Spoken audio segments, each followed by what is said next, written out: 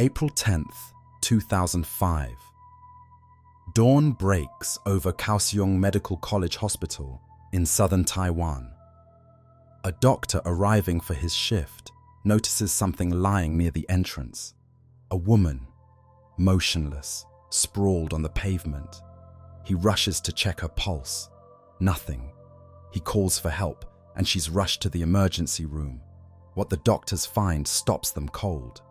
The woman's mouth and nose are packed with feces. Her airway is completely blocked. Her body is covered in burns, small circular wounds, the unmistakable marks of incense pressed into flesh. There are bruises everywhere, signs of severe malnutrition. She has been dead for hours, dumped here like garbage in the middle of the night. Her name is Wu Fengjuan. She is 28 years old. She was a nurse, and her family, the people who left her body at this hospital door, are convinced she is not dead. They believe what died was the demon inside her. They believe their daughter, their sister, is finally free. Before we continue this story, I want to ask you something. If you believe these dark chapters of history deserve to be remembered, if you believe the truth about our past should not be buried beneath comfortable silence, you can help us continue this work by liking this video and subscribing. Your support keeps the candle lit and allows us to keep exploring the shadows. Tonight, we descend into a modest home in southern Taiwan, where faith became madness and love became torture. We will meet the Wu family. 6 ordinary people bound by blood and belief. We will trace how a single claim of divine possession spread like contagion through an entire household.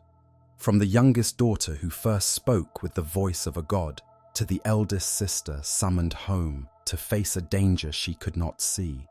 From the mountain temple where they sought healing and found only deeper darkness, to the house that became a battlefield of warring deities.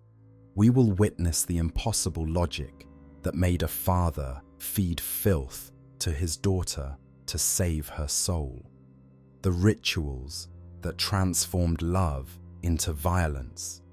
The month of screaming and burning and starvation that the neighbors heard, but no one stopped. The moment when the family realized their exorcism had succeeded and their daughter was dead. We will ask the questions that have no comfortable answers. Where does fervent faith end and madness begin? How do the people who love us most become the instruments of our destruction? And what happens when belief becomes so absolute that reality itself must bend or break? This is not a story about demons. There were no demons in that house in Kaohsiung. There was only a family that believed too much, loved too fiercely, and destroyed what they most wanted to save. This is the true story behind Taiwan's most terrifying horror film. This is what Incantation didn't show you. This is the Wu family, and their nightmare was real. Welcome to the Midnight Archives. To understand what happened in Kaohsiung in 2005, we must first understand the family at the center of this tragedy. Because the Wu family was not a collection of monsters. They were not cultists or fanatics. They were, by all accounts, an ordinary Taiwanese family, loving, close-knit, unremarkable in every way that mattered, until they weren't. They lived in Gushan District, Kaohsiung City, in the southern part of Taiwan. Their home was an old-fashioned house, a small, independent building of the type common among working-class Taiwanese families. Not wealthy, but stable. The kind of home where generations might live under one roof, where ancestors were honored and traditions maintained. The family consisted of 6 members. The father was 56 years old, a painter by trade. He was the patriarch in the traditional sense, the head of the household, the decision maker, the one whose word carried weight. The mother was devout and traditional, the emotional center of the family, the one who maintained their religious practices and kept the household running. They had 4 children. The eldest was a daughter named Wu Fengjuan. She was 28 years old, educated, independent. She had moved away from home to work as a nurse in Taipei, Taiwan's capital. Of all the children, she had traveled furthest from the family's orbit, building her own life, her own career, her own identity, separate from the intense religiosity of her childhood home. There was also a son, though details about him are sparse in the historical records. And there were 2 younger daughters, the youngest of whom would become what we might call patient zero, the first to claim divine possession, the one who set the nightmare in motion. By all accounts, the Wu family had a harmonious relationship. They loved each other, they supported each other, they gathered for holidays and celebrated together. There was nothing in their history to suggest what was coming. No warning signs, no red flags. Just an ordinary family, living an ordinary life. They had no idea they were about to tear each other apart. To understand the Wu family, you must understand the religious landscape of Taiwan, and this requires setting aside Western assumptions about what religion means and how it functions. In the West, religion typically means choosing a single faith. You are Christian or Jewish or Muslim or Buddhist. You belong to one tradition, follow one set of scriptures, worship in one type of building. The idea of mixing religions seems contradictory, even blasphemous. Taiwan is different. Taiwanese spirituality is syncretic. People draw from multiple traditions simultaneously without any sense of contradiction. Buddhism, Taoism, and folk religion blend together into a seamless whole. A Taiwanese person might pray at a Buddhist temple in the morning, consult a Taoist priest in the afternoon, and honor their ancestors with folk rituals in the evening. This is not confusion or lack of commitment. It is simply how religion works in this part of the world. The Wu family were devout practitioners of traditional Taiwanese folk religion. This tradition encompasses a vast pantheon of gods, goddesses, spirits, and ancestors. It includes beliefs about fortune and misfortune, about the proper relationship between humans and the divine, about how to maintain harmony with the spirit world. The family worshipped Nezha, the third lotus prince. For Western audiences, Nezha might seem like an obscure figure, but in Taiwan and much of China, he is enormously popular. He is a child deity, eternally young, fierce, protective. According to legend, Nezha was so powerful that he fought dragons as a child. He defied his father, killed himself to save his family from divine punishment, and was then resurrected through the intervention of his teacher, the immortal Taiyi Zhenren. Nezha represents youthful rebellion combined with filial devotion, a paradox that resonates deeply in cultures that value both respect for elders and individual spirit. He is a protector, a warrior against evil, a god who understands what it means to be young and powerful and sometimes at odds with authority. There was nothing unusual about the Wu family's worship of Nezha. Millions of Taiwanese families maintain similar practices. They visit temples, burn incense, make offerings, seek blessings. It is simply part of life, as normal as going to church on Sunday would be for a Christian family in the American South. The Wu family also regularly visited a residential altar in Nanzi district, Kaohsiung. Residential altars are common in Taiwan. Small shrines maintained in private homes or community spaces where neighbors gather to worship and seek guidance. The family's religious practice was communal, integrated into their daily lives, taken seriously, but not obsessively. At least, that's how it appeared from the outside. What distinguished the Wu family was not the content of their beliefs, but the depth of their conviction. For many Taiwanese, folk religion is cultural heritage, as much as literal belief, a way of connecting with ancestors, maintaining traditions, participating in community life. But for the Wu family, the spirit world was not metaphor. It was not tradition for tradition's sake. It was as real as the walls of their house, as real as the air they breathed. They believed, truly, completely, without reservation, and that belief would become the instrument of their destruction. Central to understanding what happened to the Wu family is a practice that has no direct equivalent in Western religion, the tradition of jitong, spirit mediums. The word jitong, written with the characters jitong, literally means divination youth, though practitioners can be any age. A jitong is an intermediary between the human world and the divine, a person whose body can serve as a vessel for gods, allowing them to communicate directly with mortals.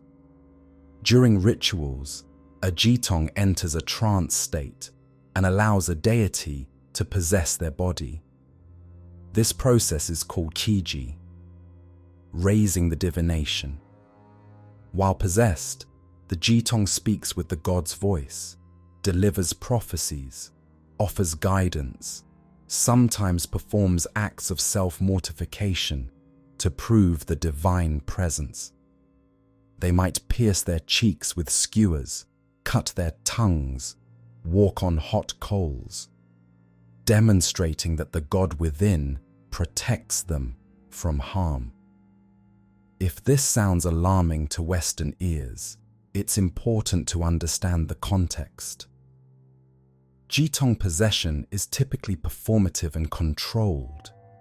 It happens within ritual settings, under the supervision of temple officials, with established protocols for beginning and ending the trance.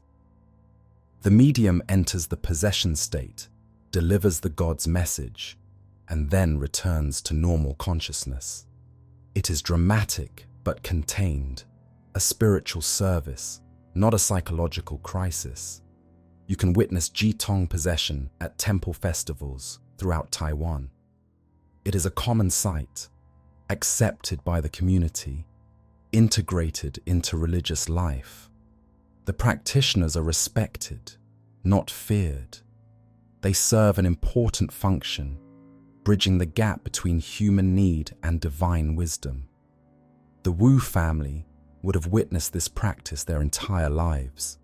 They would have seen neighbors and community members serve as jitong. They would have received prophecies and guidance through mediums. They would have grown up understanding possession as something that happened to ordinary people, a blessing, a calling, a sacred responsibility. They had no reason to doubt that possession was real. They had seen it with their own eyes, again and again, their whole lives. What they didn't understand, what no one told them, was the difference between ritual possession and psychological breakdown. The difference between a controlled trance in a temple setting and an uncontrolled delusion in a private home. The difference between a god speaking through a medium and a family member losing their grip on reality. This distinction would prove fatal. There is one more piece of context we need before the story can properly begin. It concerns the Wu family's home itself. and a warning they received long before the possession began. According to reports that emerged after the tragedy, the Wu family had consulted a feng shui master about their house. Feng shui, for those unfamiliar, is the traditional Chinese practice of harmonizing individuals with their environment. It concerns the flow of qi, life energy, through spaces, and how the arrangement of buildings, rooms, and objects can affect the fortune and well-being of those who live there. The feng shui master's assessment was troubling. He told the Wu family that their house had bad energy. Several factors contributed to this diagnosis. The interior was dark, without enough natural light. In feng shui, light represents positive energy, clarity, good fortune. A dark home invites stagnation and shadow. The house had an awkward, irregular shape. Proper feng shui favors balanced, regular forms. An oddly shaped home disrupts the flow of energy, creating dead zones and areas of negative accumulation. Most significantly, the house was located at a T-junction, a spot where one road ends directly at another. In feng shui, this is considered deeply inauspicious. The energy rushing down the terminating road has nowhere to go. It slams into the house like a battering ram. Homes at T-junctions are believed to be vulnerable to misfortune, illness, and spiritual attack. The feng shui master warned the family the design of their home might invite harmful spirits. Now, we cannot know whether this warning planted a seed of anxiety in the Wu family's minds, or whether it simply reflected fears they already harbored. We cannot know whether the feng shui assessment was genuinely insightful or merely generic advice that could apply to many homes. What we can say is that the Wu family lived with a low-level dread, a sense that something was wrong with their environment, that their home was somehow vulnerable. They responded to this warning as devout practitioners of folk religion would. They filled their home with protective talismans. They visited temples regularly. They prayed for safety and good fortune. They were spiritually vigilant, always watching for signs of the danger they had been told to expect. And when the first signs of possession appeared, they were primed to believe. Their worldview had prepared them for exactly this kind of spiritual crisis. The feng shui master had warned them. The gods had spoken. And now, it seemed, the battle for their home and their souls had begun. They had no idea that the real danger was not demonic. It was psychological, and it was already spreading through their family like a virus. Late February 2005, the Lunar New Year celebrations had recently concluded, and Taiwan was settling back into ordinary life. In the Wu family home in Gushan district, nothing seemed amiss. The father went to work, the mother maintained the household, the children lived their lives, and then the youngest daughter came home from the altar. The altar in Nanzi district was a place the family visited regularly, a residential shrine where neighbors gathered to worship, seek guidance, and commune with the divine. The youngest daughter had gone there alone, as she had many times before. What happened during that visit is unclear. Perhaps it was a particularly intense prayer session. Perhaps something in her mind shifted, some psychological fault line giving way. Perhaps it was simply random. The kind of mental break that can happen to anyone, triggered by nothing in particular. Whatever the cause, when she returned home, something had changed. She claimed to be possessed by Neja, the third Lotus Prince, the child god her family had worshipped her entire life. She spoke differently. Her voice had changed, taking on tones and cadences that were not her own. She delivered prophecies, behaved as a Jitong would, channeled the god who had apparently chosen her as his vessel. This alone might not have been alarming. Possession experiences happen within Taiwanese folk religion. Mediums enter trances, speak for gods, and return to normal.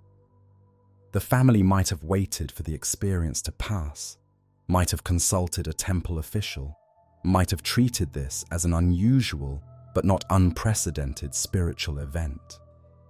But she didn't come out of it. Hours passed, then days. The youngest daughter remained Nasia, or rather, something that claimed to be Nasia. She continued to speak in that strange voice, to behave as though she were a god inhabiting a mortal body, and she delivered a specific, terrifying message.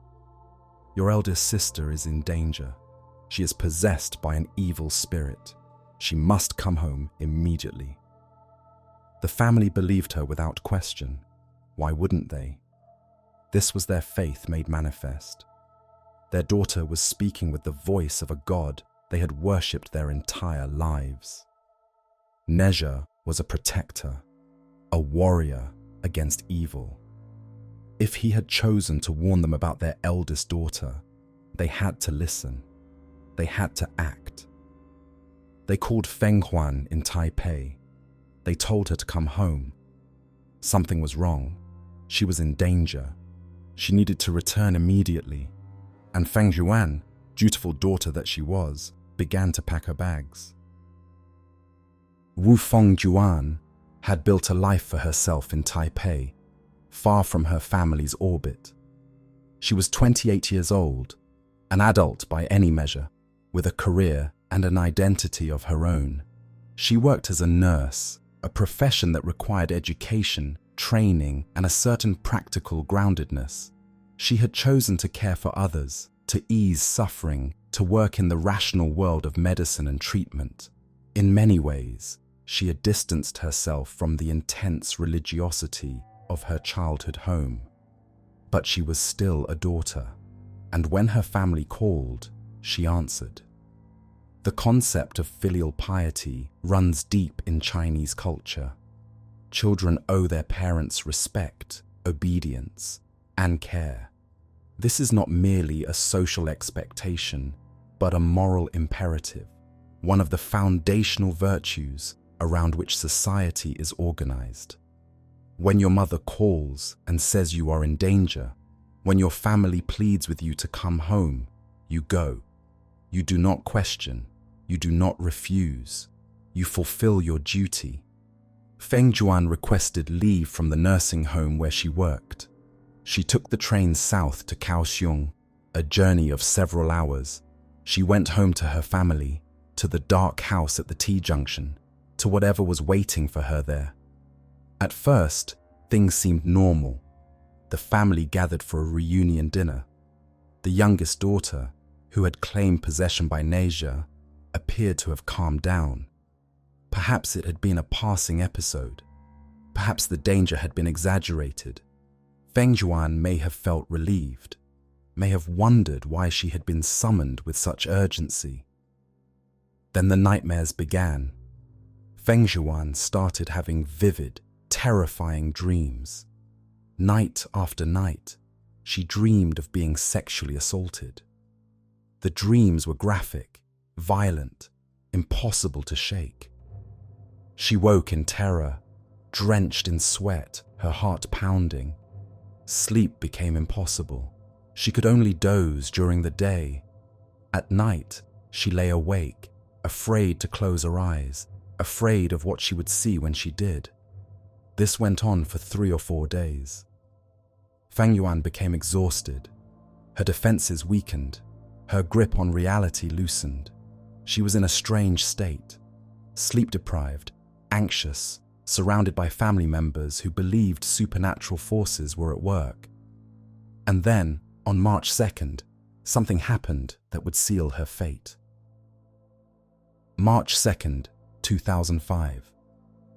Fengjuan answered a phone call. We do not know who called or what was said. Perhaps it was a family member. Perhaps it was someone from the altar. Perhaps it was a wrong number, a telemarketer, anyone at all. The identity of the caller has never been established, and it may not matter. What matters is what happened after. Fengjuan hung up the phone, and then she changed.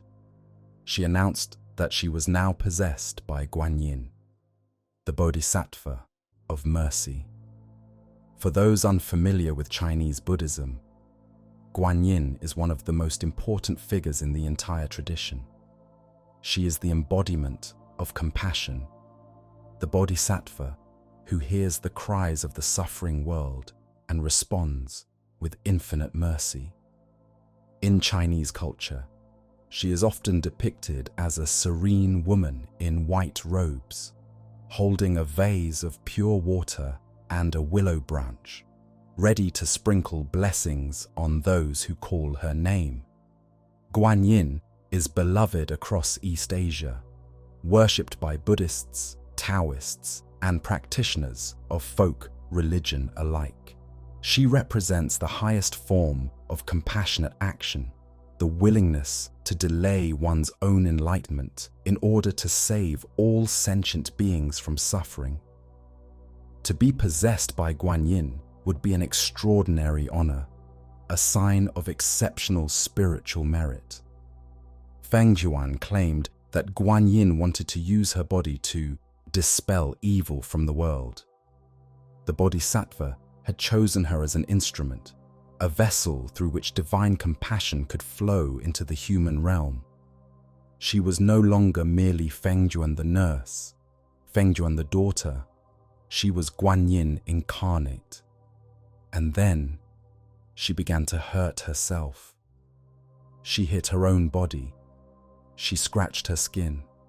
She showed signs of extreme distress.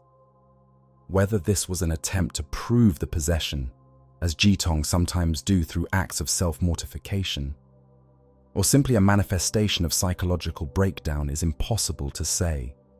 What we can say is that the behavior was alarming, violent, disturbing to witness. The family was terrified, but they were also, in a twisted way, validated. Their beliefs were being confirmed before their eyes. The spirit world was real. Supernatural forces were acting through their family. First, the youngest daughter had been claimed by Nezha. Now the eldest had been claimed by Guanyin. The gods were speaking, moving, choosing the Wu family as their vessels. This was proof. This was confirmation. This was everything they had believed their entire lives, made manifest in their own home. They did not call a doctor. They did not call for psychiatric help.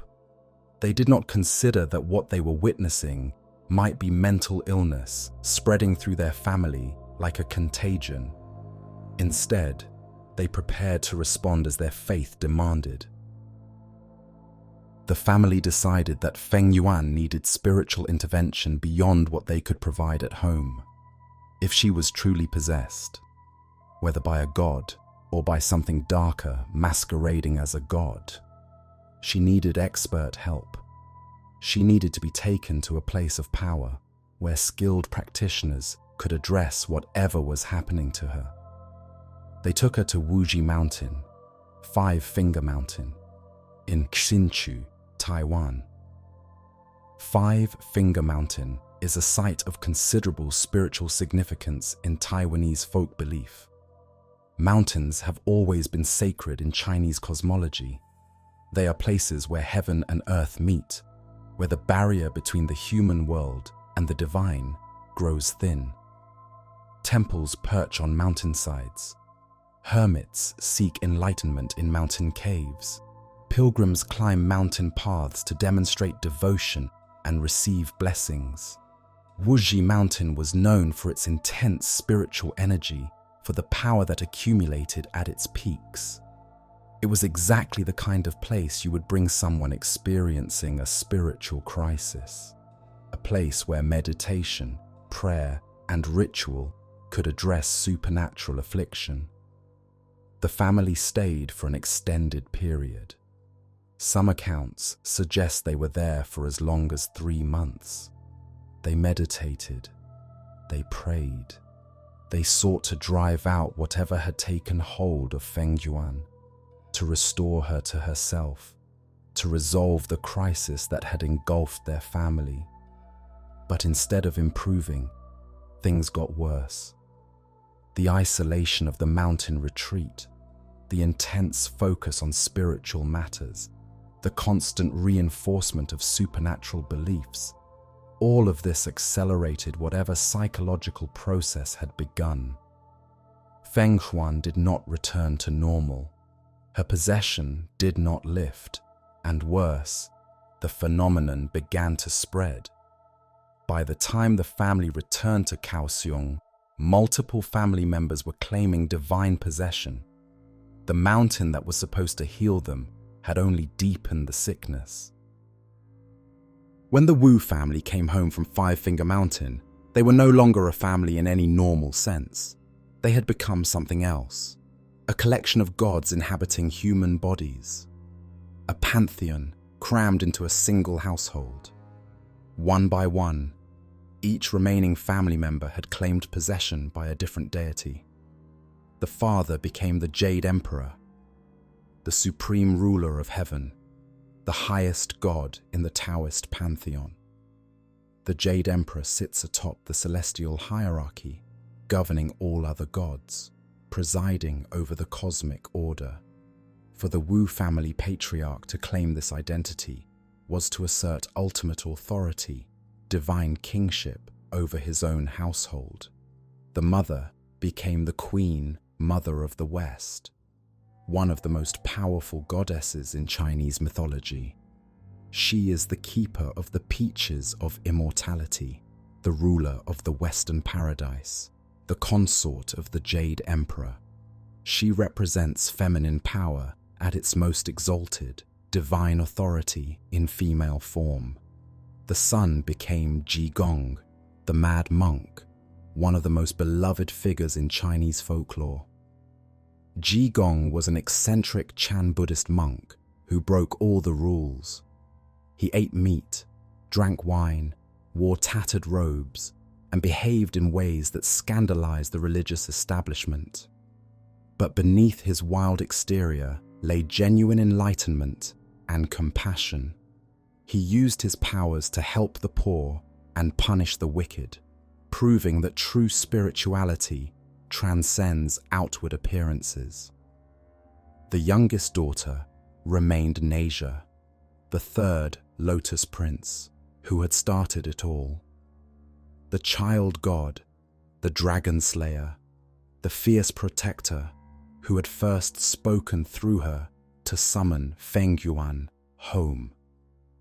Another daughter became the 7 fairies, celestial maidens from Chinese mythology associated with weaving, beauty, and heavenly grace. And Wu Fengjuan remained Guanyin, the bodhisattva of mercy, the embodiment of compassion, the one who hears the cries of the world. 6 people, 6 deities, 1 small house in Kaohsiung. A family had become a pantheon. Picture the scene: a father who believes he is the supreme ruler of heaven, a mother who believes she is a goddess of immortality, children who believe they are child warriors, mad monks, celestial fairies, bodhisattvas of infinite compassion, all living together under one roof, all absolutely convinced of their divine identities, all interacting with each other as gods rather than as family members.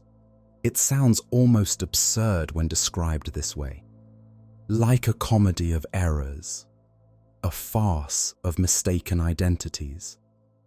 But what happened next was not comedy. It was horror. Because here is the detail that transforms this from strange to nightmarish. Each family member believed they alone were possessed by a true God. And each believed that everyone else was possessed by demons pretending to be gods. The Jade Emperor looked at the Queen Mother and saw an impostor, a demon wearing his wife's face, mocking him with a false claim to divinity. Guan Yin looked at Nezha and saw not her youngest sister, but an evil spirit that had stolen her sister's body.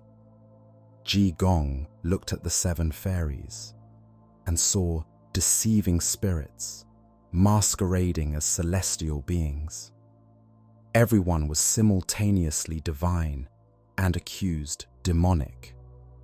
Everyone was both savior and enemy, and they all believed the same solution: the demons must be driven out by any means necessary.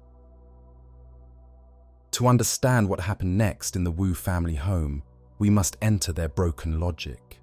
We must try to see the world as they saw it, to understand how actions that seem monstrous from the outside could feel righteous from within. Because from the outside, what the Wu family did to each other, and especially what they did to Wu Fengjuan, seems incomprehensible. The behavior of monsters, the actions of people who had lost all humanity. But from the inside, from within the sealed reality they had constructed together, every act of violence was an act of love. Every cruelty was a mercy. Every horror was a sacrament. Let me explain how this was possible. In traditional Taiwanese folk religion, possession by a deity is not inherently frightening. It is a blessing. When a god enters a human vessel, that person becomes a conduit for divine wisdom and power. They speak prophecy, they heal the sick, they offer guidance. The possession is temporary, controlled, sacred. The medium serves the community and then returns to ordinary life. But demons can also possess humans, and when they do, they disguise themselves. A demon will not announce itself as a demon. It will claim to be a god. It will speak with authority, deliver convincing prophecies, perform apparent miracles. It will wear the mask of divinity so perfectly that even the possessed person believes the lie. The demon hides inside the god's identity, feeding on the worship it receives, corrupting its host from within. The only way to unmask the deceiver, the only way to know whether you're dealing with a true god or a demon in disguise, is through trial, through testing, through suffering. If the entity inside your loved one is truly divine, it will endure. The god's power will protect the host from harm. The god's purity will shine through whatever trials are imposed. But if it is demonic, it will be driven out. The demon cannot stand the righteous fury of true believers.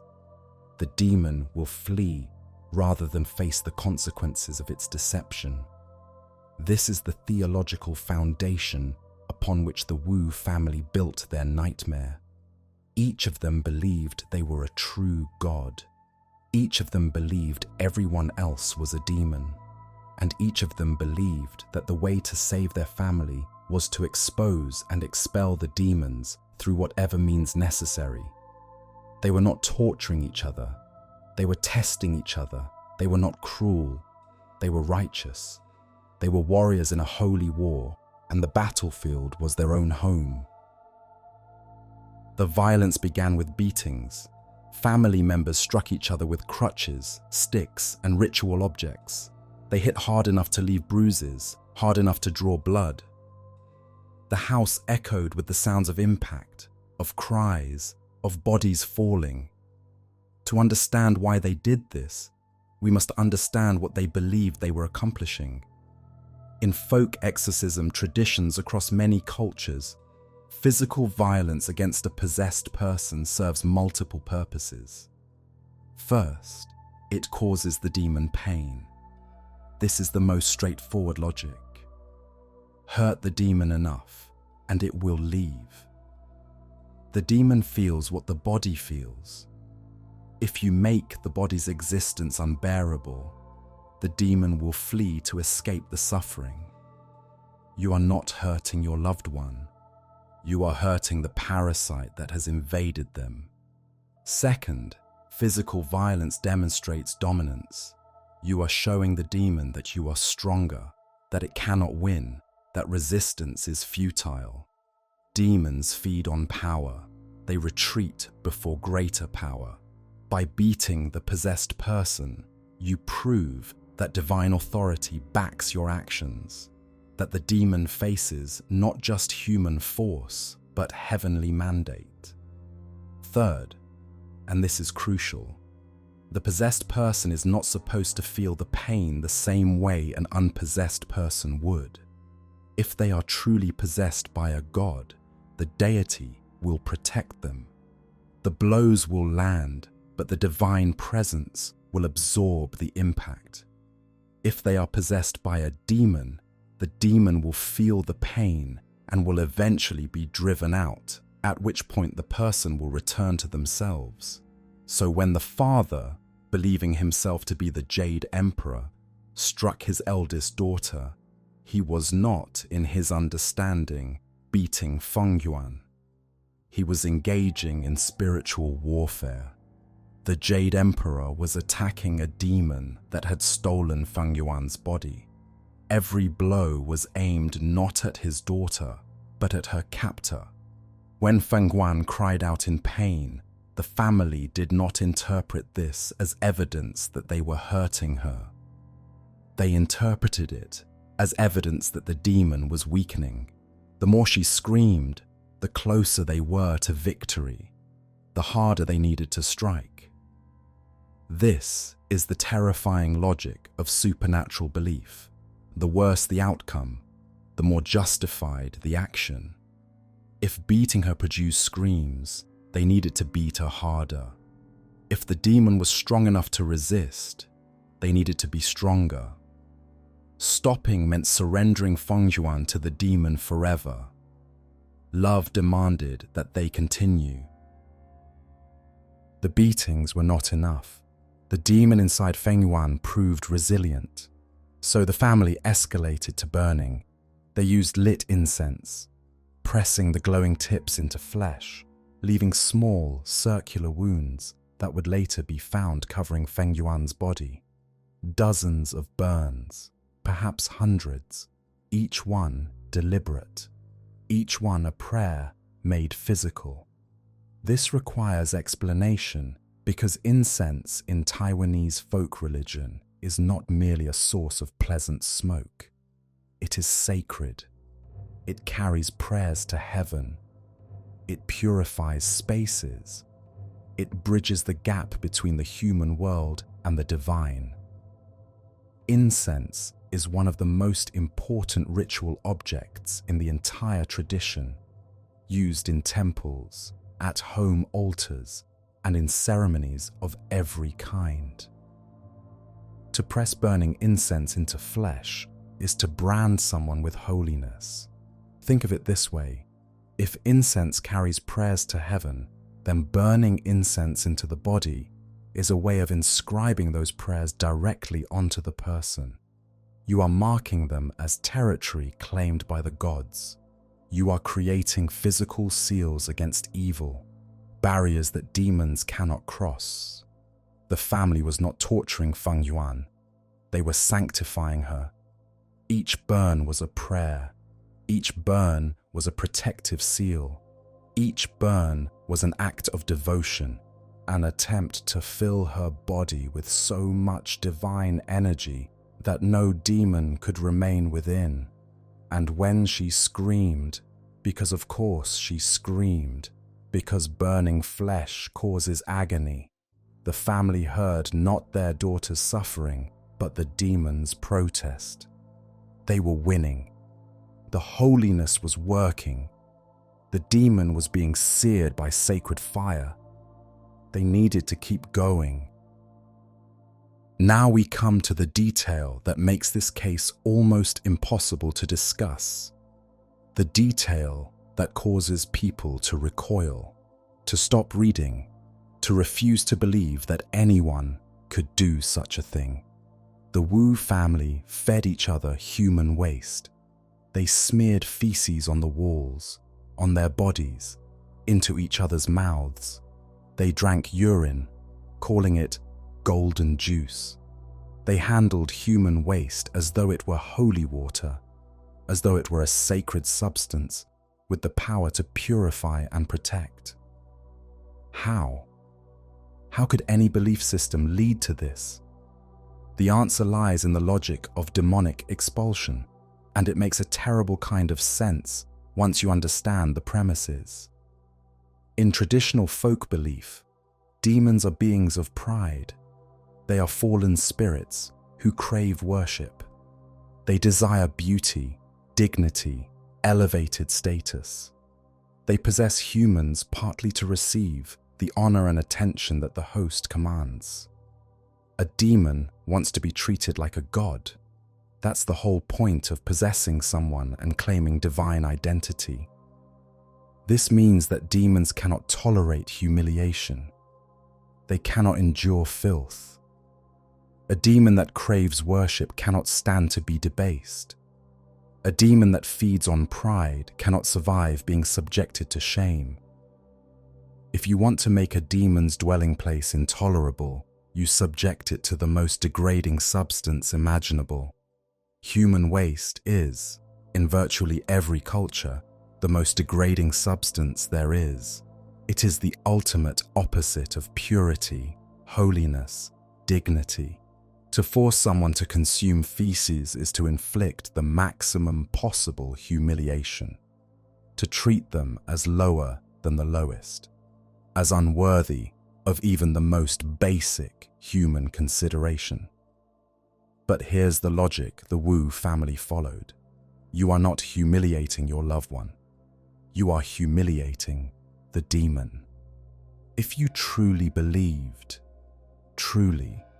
completely believed, that a parasitic entity had invaded your daughter's body, and you knew with religious certainty that this entity could be driven out by subjecting it to something it found unbearable, wouldn't you do it? Wouldn't any parent? The Wu family wasn't feeding their daughter feces to hurt her. They were feeding feces to the demon that had stolen her body. They believed Fengjuan was still in there somewhere, trapped, waiting to be freed. The demon had built a comfortable home in her flesh. They were making that home uninhabitable. Every mouthful of filth was an act of war against her captor. Every degradation was a step toward her liberation. They were not monsters. They were soldiers fighting for their daughter's soul, using the only weapons they believed could work. This is the horror of belief without limits. The family's actions were objectively monstrous, but their intentions, within their broken framework, were loving. They were trying to save her. They just didn't understand that she didn't need saving from demons. She needed saving from them. As the weeks wore on, the family stopped eating normal food. They survived on magic water, liquid that had been blessed and purified, that supposedly contained spiritual power. They fasted for days, then weeks. The entire household grew gaunt, weak, increasingly detached from physical reality. Several beliefs converged to produce this behavior. First, fasting is a common spiritual practice across many religions. It purifies the body, sharpens the mind, brings one closer to the divine. A family that believed they were hosting gods in their bodies might naturally conclude that mortal food was beneath them. Gods don't need rice and vegetables. God subsist on spiritual energy, on prayer, on the pure essence of divinity? Second, there was the question of contamination. If demons could hide in family members, couldn't they also hide in food? Every meal was potentially poisoned, spiritually speaking. Demons might have corrupted the rice, tainted the vegetables, infected the water. The safest option was to eat nothing ordinary at all, or to consume only substances that had been specially blessed and therefore guaranteed pure. Third, and this is the darkest logic, starvation weakens demons. A well-fed host is a comfortable host. A body that is nourished and strong provides a pleasant dwelling for the entity within. But a starving host is a hostile environment. If you deny the body sustenance, you deny the demon strength. You weaken it until it can be expelled. Fengjuan, as the family member most intensely targeted for exorcism, was starved more severely than the others. If she wouldn't eat the feces meant to drive out her demon, and apparently she resisted, as anyone would, she wouldn't eat at all. Day after day, week after week, her body consumed itself. Her organs began to fail, and her family watched and prayed and waited for the moment when the demon would finally surrender and their daughter would return to them. They were killing her. They knew it. On some level, they could see her wasting away, but they believed that what was dying was not Fengjuan but the demon. Fengjuan's true soul was still there, still waiting, still fighting to be free. They just had to hold out a little longer. What made all of this worse, what accelerated the descent into total madness, was the feedback loop of psychological destruction that the family had created. When you don't eat, your brain doesn't work properly. Malnutrition affects cognition in profound ways. The brain needs glucose to function. Without adequate nutrition, thinking becomes confused, judgment becomes impaired. The boundary between reality and hallucination begins to blur. Starving people see things that aren't there. They believe things that make no sense. They lose the ability to question their own perceptions.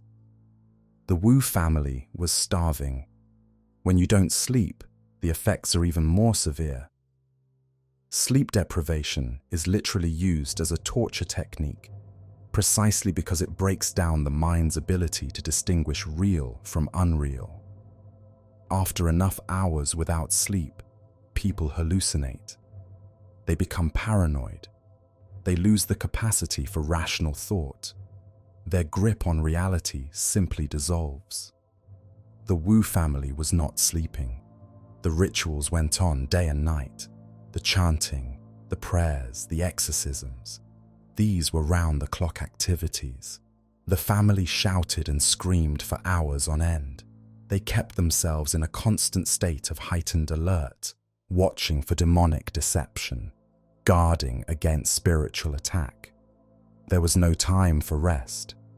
The war required constant vigilance, so the family's religious practices caused physiological effects that made them more susceptible to delusion. The starvation impaired their cognition. The sleep deprivation broke down their reality testing, and these impairments made them engage more intensely in the religious practices, which caused more physiological effects, which deepened the delusion further. The spiral tightened with every passing day, and there was social reinforcement as well. If you alone believed you were possessed by a god, you might eventually question yourself. But when your entire family believes it, when everyone around you confirms the same reality, doubt becomes almost impossible. The Jade Emperor believed he was real. The Queen Mother agreed. Jigong agreed. Neja agreed. The 7 fairies agreed.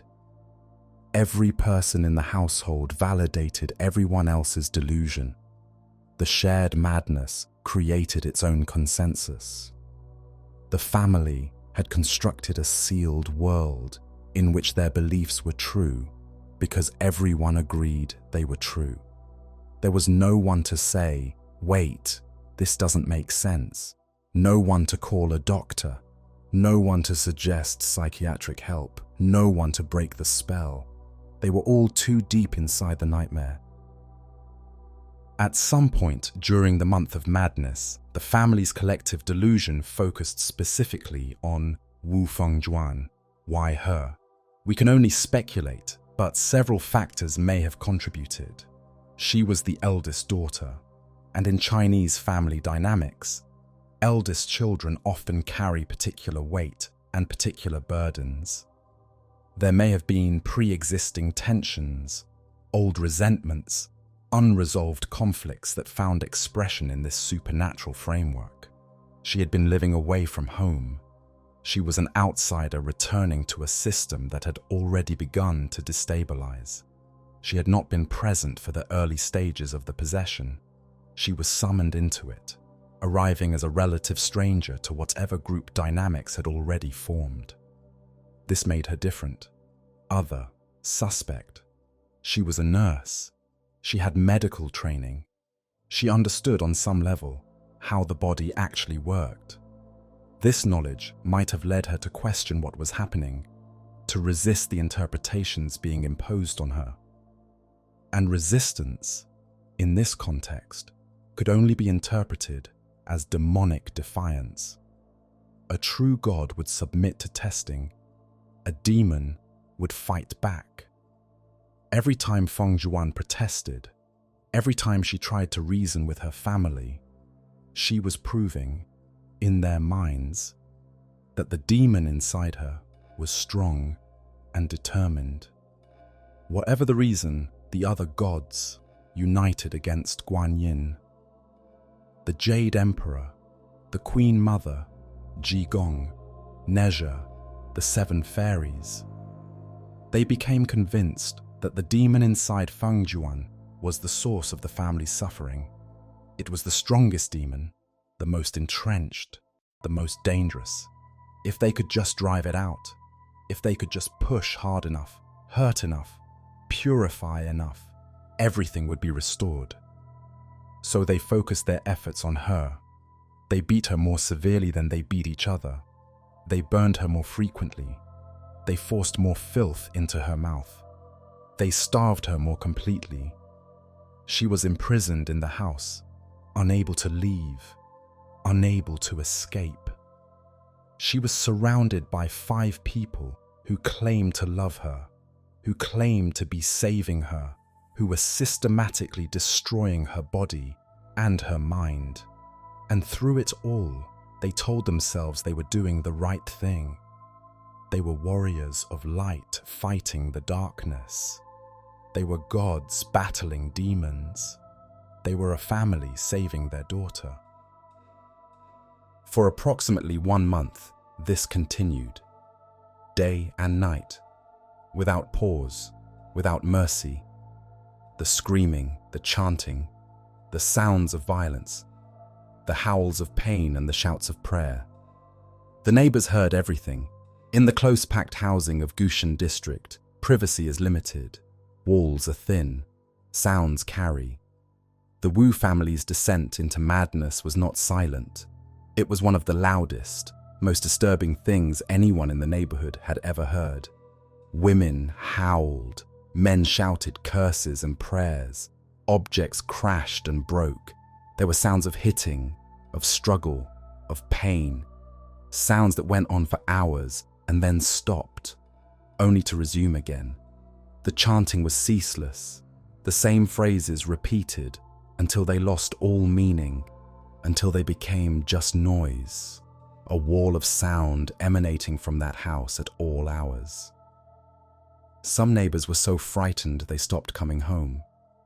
They found other places to stay, refusing to sleep within earshot of whatever was happening in that house. They couldn't stand it. The sounds were too disturbing, too relentless, too impossible to ignore. Others simply closed their windows. They turned up their televisions. They put pillows over their heads and tried to block out what they were hearing. But no one called the police. No one intervened. Why? In part, it was cultural.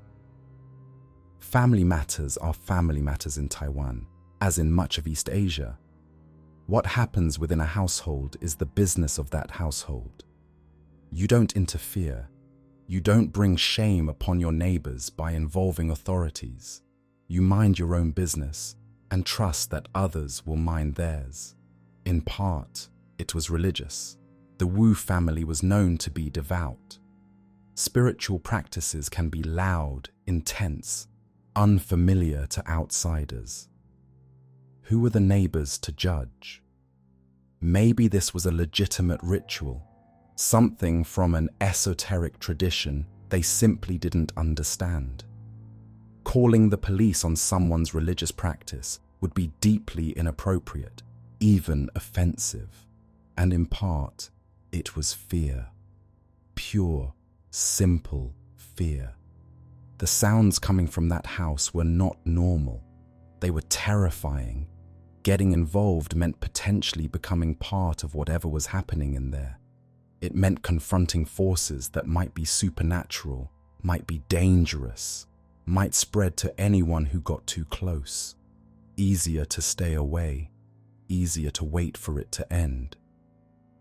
So the neighborhood formed a ring of silence around the Wu family suffering. They heard, but they did not act. They knew something terrible was happening, and they let it happen. And inside that ring of silence, Wu Fengjuan died by inches, surrounded by family, utterly alone. By early April 2005, Wu Fengjuan's body was failing. Weeks of starvation had consumed her muscle mass. Her body had begun to cannibalize itself, breaking down tissue for energy, wasting away to bone and skin. Dehydration had concentrated toxins in her blood. Her kidneys struggled to function without adequate fluid. Her heart weakened. The untreated burns covering her body had become infected. Open wounds, never cleaned, never bandaged, exposed to feces and filth. Infection was inevitable. Her immune system, compromised by malnutrition, couldn't fight back. Fever took hold. Her organs were beginning to shut down. One by one, the systems that kept her alive were failing. Her body was dying, not from any single wound or illness, but from the accumulated damage of weeks of systematic destruction. But the family didn't see a dying woman. They saw a demon weakening. They saw their exorcism working. Every sign of physical deterioration was, in their interpretation, evidence of spiritual progress. Fengjuan was growing weaker because the demon inside her was losing its grip. She was fading because the evil was being driven out. Her body was failing because the entity that had animated it was finally surrendering. When she stopped responding, when she stopped fighting back, stopped crying out, stopped resisting, they interpreted this as victory. The demon was giving up. The battle was nearly won. Their daughter would soon return to them. The exact moment of Wu Fengjuan's death is unclear from the historical records. At some point, she simply stopped breathing, stopped moving, stopped being. She died in that house, surrounded by her family, after weeks of suffering that no human being should ever have to endure. She died covered in burns and bruises. She died with feces in her stomach and in her airways. She died of starvation and dehydration and infection and neglect. She died because the people who loved her most in the world believed they were saving her. She was 28 years old. The family's reaction to her death defies normal understanding. They did not grieve. They did not panic. They did not call for help. They believed the demon had finally been expelled. What lay before them, in their interpretation, was an empty vessel. The shell the demon had inhabited, now vacated. The demon was gone. The battle was over. They had won. And Fengjuan's true soul, the daughter, the sister, the nurse who had come home when her family called, was finally free. She had been liberated from her spiritual captor. She was at peace. In a final grotesque twist, the mother began to believe that she herself was now possessed by Fengjuan's freed soul. Her daughter had passed through her, entering her body as the gods had entered the others. The mother became, in her own mind, a vessel for her dead daughter's spirit. The family was complete again, at least in their fractured understanding. They had saved Fengjuan. They had driven out the demon. They had accomplished what they set out to do. It would take time, too much time, for reality to intrude on this delusion. Reality eventually forced its way in. It always does. On the night of April 9th, 2005, the family seems to have experienced a moment of clarity, or perhaps they simply couldn't ignore the physical evidence any longer. Perhaps the smell of decomposition penetrated even their sealed reality. Perhaps the body's stillness and coldness finally registered as something other than spiritual liberation. Fengjuan's body was not waking up. Whatever their reasoning, the family made a decision. They loaded her body into a vehicle. They drove through the nighttime streets of Kaohsiung to the city's medical college hospital. And there, in the darkness before dawn, they left her. Not inside the hospital, not at the emergency room door, just on the pavement near the entrance, like garbage, like something to be disposed of. And then they fled. We don't know exactly what they were thinking. Were they hoping the hospital could revive her? Did they believe that medical intervention might bring back her true soul now that the demon was gone? Or had they finally realized on some level that they had killed their own family member and they were trying to escape the consequences? The records don't tell us. The family, when later questioned, was not entirely coherent. They may not have understood their own motivations. What we know is that when dawn broke on April 10th, 2005, doctors arriving at Kaohsiung Medical College Hospital found a woman's body lying near the entrance. A woman with burns all over her skin. A woman whose mouth and nose were packed with feces. A woman who had been dead for hours.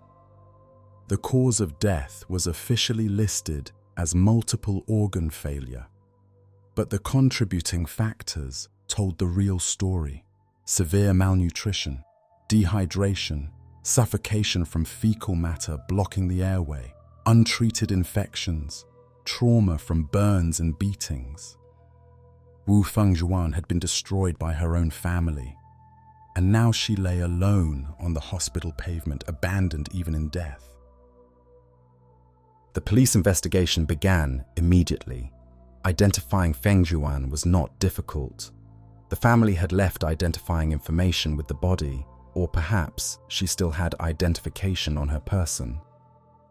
Tracking down her family took only slightly longer. The Wu family had fled to a temple after abandoning the body, apparently seeking spiritual refuge from what they had done, or perhaps from what they believed had been done to them. When officers found them, the surviving family members showed similar signs of trauma. Burns covered their bodies. They were bruised and battered. They had lost significant weight. The starvation had affected everyone, not just Fengjuan. They appeared dazed, confused, not fully present in reality. This was not the behavior of hardened criminals. This was the behavior of people emerging from something like a collective fugue state, blinking at a world that suddenly didn't match their beliefs. When questioned, the family was initially uncooperative. They feared that speaking to police would invite demonic retribution. They had spent weeks battling supernatural forces.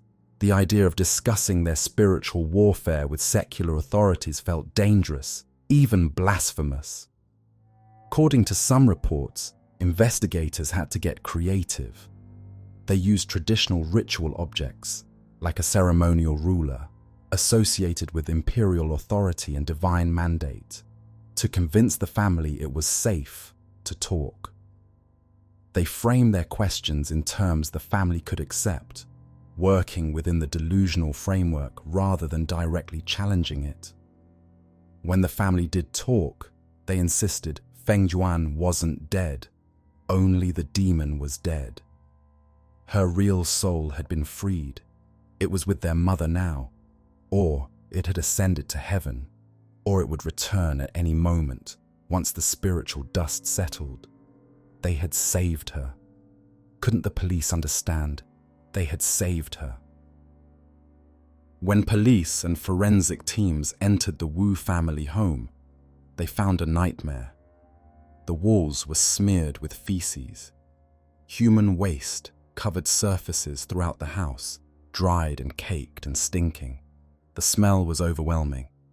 Weeks of filth accumulated in an enclosed space, mixed with the smoke of incense and the decay of organic matter. Talismanic papers covered every surface. Protective charms layered upon charms, sheets of paper inscribed with prayers and spells, pasted to walls and doors and furniture. The family had tried to fortify their home against spiritual attack, and the evidence of that effort was everywhere. Strange symbols and sketches marked the walls between the talismans, ritual drawings, depictions of gods and demons, the visual record of a family's collective delusion rendered in ink and paint, rice and salt crunched underfoot. The family had spread these substances to repel evil spirits, a common folk practice taken to an extreme. The floors were covered with a gritty layer of ritual debris. Burnt incense stubs littered every room, hundreds of them, perhaps thousands. The ashes piled up in corners, on altars, wherever the family had conducted their ceaseless rituals. The house looked like a shrine. It looked like a torture chamber. It looked like both at once, because for the Wu family, those two things had become the same. The forensic team documented everything. The evidence painted a clear picture of what had happened. A family had descended into collective madness and had destroyed one of their own in the process.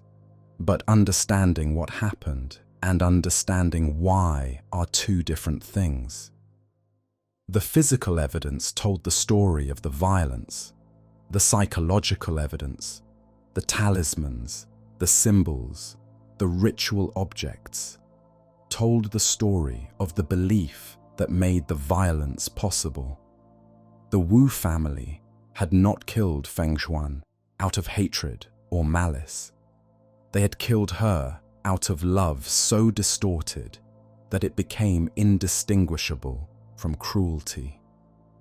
They had killed her because they believed with all their hearts that they were saving her soul.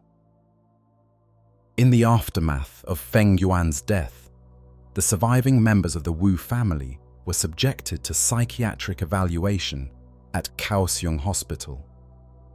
The diagnosis: collective psychosis. The clinical term is shared psychotic disorder, also known as folie à famille, the madness of a family. It is a rare phenomenon, but not unheard of.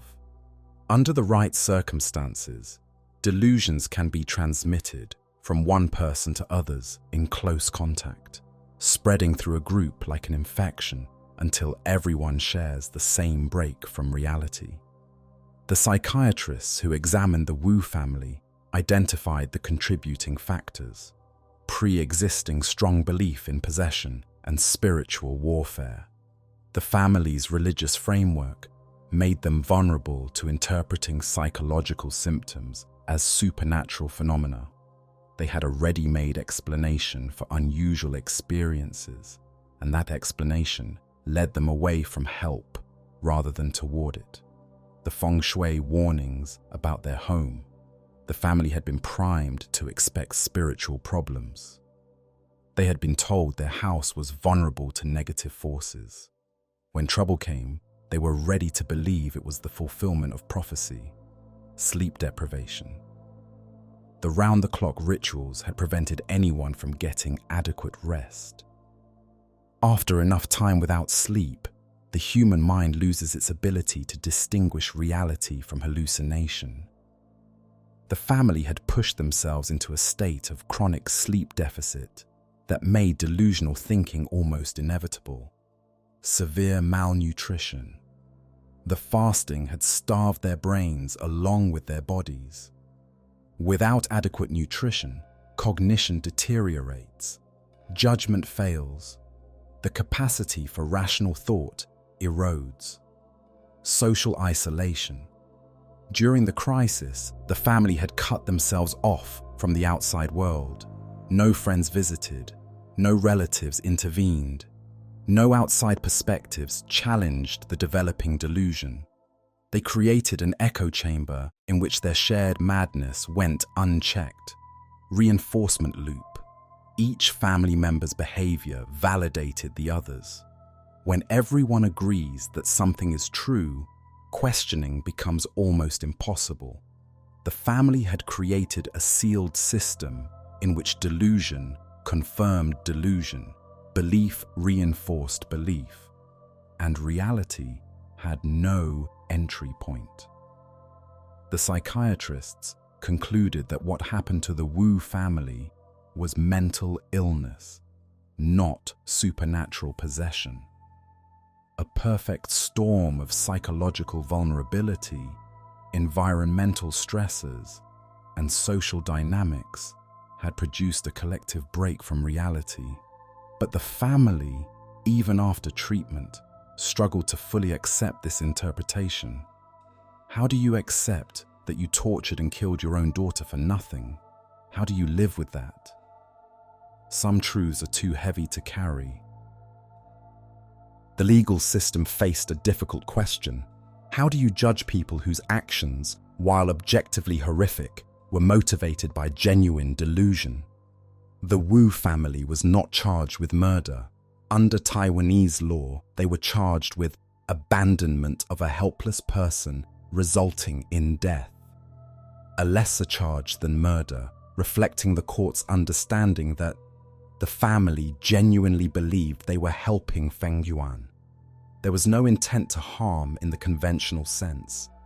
In their minds, they were fighting to save her. Their actions were monstrous, but their motivations were loving. Their mental state at the time precluded normal criminal intent. The collective psychosis had impaired their ability to understand the nature of their actions. They were not operating from a rational understanding of reality. They were operating from within a shared delusion that made their behavior seem righteous. This is not to say they escaped consequences. The family members were convicted and sentenced to prison terms. But the sentences were relatively light, reportedly no more than 5 years for each surviving member. Some would argue that this outcome was unjust. Wu Fengjuan died horribly at the hands of her own family, and those responsible served only a few years in prison. Where is the justice for her? Others would argue that the law recognized an important truth. The Wu family members were themselves victims, not of demons, but of mental illness. They had lost their grip on reality, and in that altered state, they had done terrible things. Punishing them as though they were ordinary murderers would have been to ignore the psychological catastrophe that had befallen the entire family. There is no satisfying answer. There rarely is in cases like this. What we can say is that the family's full names were not widely publicized. Wu is among the most common surnames in Taiwan. Tens of millions of people share it. The family members who survived were allowed to return to obscurity, to rebuild their lives, if such a thing was possible, without the permanent public stigma of infamy. Whether they ever truly recovered, psychologically, spiritually, as a family, is unknown. The records go silent after the legal proceedings. The Wu family disappears from history, leaving only the story of what they did and the questions that story raises. Where does fervent faith end and mental illness begin? This is the question that haunts the Wu family case, because the family's beliefs were not unusual for their community. Millions of Taiwanese practice similar forms of folk religion without incident. They worship the same gods. They believe in the same spirits. They visit the same temples. They accept the possibility of possession as part of their worldview. What made the difference for the Wu family? Perhaps it was the feng shui warning, the seed of fear planted by a master who told them their house was vulnerable. Perhaps this created a foundation of anxiety that made them interpret ordinary events as supernatural attacks. Perhaps it was the youngest daughter's initial possession. Whatever psychological break she experienced that started the cascade. If she had not claimed to be Neja, if she had not summoned Fengjuan home, if the chain reaction had never been initiated, perhaps none of this would have happened. Perhaps it was the isolation. Both the physical isolation of their home and the social isolation they created during the crisis. No one outside the family was present to question what was happening, to offer alternative interpretations, to break the spell. Perhaps it was simply bad luck, a random confluence of factors that could happen to any family under the right circumstances. The truth is, we don't fully understand why this family crossed the line when others don't. Mental illness is not fully predictable. The transition from fervent belief to destructive delusion is not marked by clear boundaries. The line between devotion and madness is thin, and we cannot always see it until it has been crossed. And that uncertainty is part of what makes this case so disturbing, because it suggests that any of us, under the right circumstances, might be capable of crossing that line. Any family that believes deeply enough, that reinforces each other's beliefs strongly enough, that isolates itself from outside perspectives thoroughly enough, any family might find itself sliding into the same abyss. The Wu family was not special. They were ordinary, and ordinary people, under extraordinary psychological pressure, can do extraordinary evil. In 2022, director Kevin Ko released a film called Incantation. It became the highest-grossing Taiwanese horror film of all time. It topped Netflix charts worldwide. It terrified millions of viewers with its found footage style, its innovative use of audience participation, and its deeply unsettling atmosphere. The film opens with the words, "based on a true story," and most viewers assumed this was just a marketing gimmick, the kind of claim horror movies make to add an extra frisson of fear. But for once, the claim was genuine. Kevin Ko has acknowledged in interviews that the Wu family case was his direct inspiration, but the film transforms the story in significant ways. In Incantation, the supernatural is real. There are actual demons, actual curses, actual malevolent forces that cannot be explained by psychology or coincidence. The protagonist struggles against a genuine spiritual threat, not a shared delusion. the horror comes from forces beyond human understanding, from the existence of evil that operates outside the rules of the material world. The film also involves the audience in a clever and disturbing way. Throughout the movie, the protagonist asks viewers to memorize a symbol, to repeat an incantation, to participate in what seems like a protective ritual. Only at the end do we learn the truth about what we've been doing. And by then, it's too late. The audience has been implicated in the curse. This narrative device serves the film's horror effectively, but it also points to something important about the difference between fiction and reality. In Incantation, belief has power because magic is real. Reciting the incantation has actual effects because the supernatural world exists and responds to human words and thoughts. In reality, the Wu family's beliefs had power too, but not because magic was real. Their beliefs had power because the human mind is fragile, because conviction can become delusion, because love can become destruction when filtered through broken understanding. Which version is scarier? The movie offers the comfort of the supernatural. If evil comes from outside us, from demons, from curses, from malevolent spirits, then it can be fought with the right rituals, the right knowledge, the right faith. There is an enemy to defeat, a battle to win, a problem that has a solution. The truth offers no such comfort. The evil in the Wu family's story came from inside them, from love twisted beyond recognition, from belief that consumed everything it touched, from the ordinary human capacity for self-deception carried to its ultimate, terrible conclusion. The Wu family didn't need a demon to destroy themselves. They had something far more dangerous, absolute certainty. Somewhere in Kaohsiung, there is a house. Or perhaps there was a house. The records are unclear, and no one is eager to talk about it. It may have been torn down, its bad feng shui finally resolved through demolition. Or it may still stand, occupied by new residents who have no idea what happened within its walls. Either way, life goes on in Gushan district. People worship at temples. They consult fortune tellers.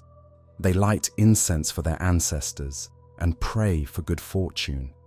They believe in gods and spirits, in possession and exorcism, in the invisible forces that shape human destiny. And almost none of them know that somewhere in their neighborhood, a family once tortured a woman to death in the name of divine love. This is what the Wu family teaches us, if we are willing to learn. We like to think there's a clear line between the devout and the delusional. We like to think we would recognize madness if we saw it, in ourselves, in our families, in our communities. We assume that sanity is obvious, that reality imposes itself on us, that anyone slipping toward delusion would somehow snap back before going too far. The Wu family reminds us that none of this is true. They were not evil people. By all accounts, they loved each other. They were close-knit, harmonious, supportive. There was nothing in their history to suggest what they would become. They were a normal family with normal beliefs, living a normal life. And then, over the course of a few months, they transformed into something capable of unspeakable cruelty. Not because they stopped loving each other, but because they loved too much and believed too hard. Their faith, which should have been a source of comfort and community, became a weapon.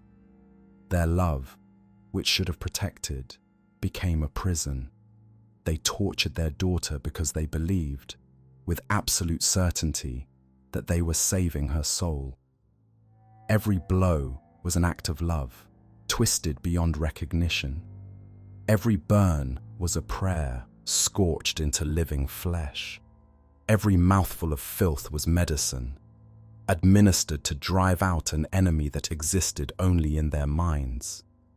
They destroyed her because they couldn't imagine a world where their beliefs might be wrong. They destroyed her because certainty left no room for doubt, and doubt might have saved her. What would you do if you truly believed your child was possessed by a demon? Not suspected, not worried, believed. With the same certainty you believe the sun will rise tomorrow. Would you hurt them to save them? Would you let them suffer now to spare them eternal torment? Would you do the unthinkable if you thought it was the only way? The Wu family answered yes. And we want to believe we would answer differently. We want to believe that we are more rational, more grounded, more capable of recognizing delusion when we see it. We want to believe that we would never cross that line. But belief is a powerful thing. It shapes how we see the world. It determines what we consider possible and impossible, true and false, right and wrong. And when belief becomes absolute, when it leaves no room for questioning, no space for alternative interpretations, no possibility that we might be mistaken, it can justify anything. The road to hell is paved with certainty. Wu Fengjuan was 28 years old. She was a nurse, someone who had dedicated her life to caring for others, to easing suffering, to helping people heal. She went home because her family asked her to. She trusted them. She loved them, and they killed her with faith and feces and fire, believing until the very end that they were setting her free. Her name appears in no memorials. Her grave, if she has one, is unmarked and unknown. She has become a footnote to a horror film, a true story that most viewers never bother to research. Her suffering has been transformed into entertainment, her death into a marketing claim. But she was real. She had a name, she had a life, friends, colleagues, dreams, a career she had built far from her family's orbit. She suffered in ways no human being should ever have to suffer. And she deserved better than to be forgotten. The Jade Emperor, the Queen Mother, Guanyin, Nezha, Jigong, the Seven Fairies. These were not gods. They were a father, a mother, and 4 children, lost in a darkness of their own making, trapped in a sealed reality where love and cruelty became the same thing, fighting a holy war that existed only in their minds. And one of them, the one they were trying hardest to save, paid with her life. There are no demons in this story, only belief, only family, only love, turned inside out until it became indistinguishable from hate. The Wu family wanted to drive out evil, but the evil was not possessing them. The evil was the certainty that they alone understood the truth, that their beliefs justified any action, that the ends they sought could sanctify any means. That kind of evil needs no demons. It lives in the human heart, waiting for the right conditions to emerge. Remember Wu Fengjuan. Remember that the people who love us most can become the instruments of our destruction. Remember that faith without doubt is not strength, but danger. Remember that the monsters we should fear most are not the ones in horror movies. They're the ones that live in our own minds, and in the minds of those we trust. And remember this, the Wu family was not special. They were ordinary people who believed ordinary things. They crossed a line that most of us never approach, but the line exists for all of us. The capacity for self-deception, for certainty, for love twisted into violence. These are not rare conditions. They are human conditions. Guard your certainties carefully. They may be more dangerous than you know. If this story moved you, if you believe these dark chapters deserve to be remembered, please subscribe and leave a comment. Tell me where you're watching from and what time it is for you. It is always a privilege to know who joins us in these explorations of the shadows. Until next time, this has been The Midnight Archives. Stay curious, stay skeptical, and never forget, the past is never truly past. It lives in the stories we tell, in the lessons we refuse to learn, and in the certainties we refuse to question.